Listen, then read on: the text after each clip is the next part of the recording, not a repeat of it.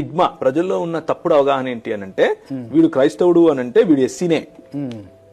జాగ్రత్తగా వినండి, ఇదే మీరు ఎంత కాదనుకున్నా ఆయన వేరే సామాజిక వర్గం నుంచి వచ్చిన క్రైస్తవుడైనా నవీన్ వడ్డే గారు, నేను వేరే సామాజిక వర్గం నుంచి వచ్చి క్రైస్తవుడైనా, మీరు వేరే సామాజిక వర్గం నుంచి క్రైస్తవుడైనా, ఇంకెవరో వేరే సమాజం నుంచి క్రైస్తవుడైనా, క్రైస్తవుడు అనంటే తెలుగు రాష్ట్రాల్లో నువ్వు ఎస్సీవే.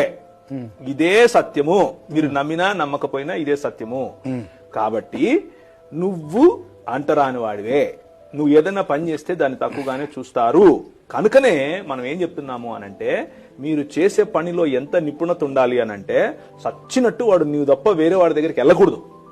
అంత కాంపిటెన్సీ పెంచుకోవాలి. మొదటి విషయం, మీలో ఉన్న కాంపిటెన్సీ పెంచుకోండి. మీరు కోడింగ్ రాస్తే అవతలోడికి దిమ్మ తిరగాలి. మీరు పని చేస్తే అవతలోడికి ఎలా చేయగలిగాడు వీడు అని ఆలోచించాలి.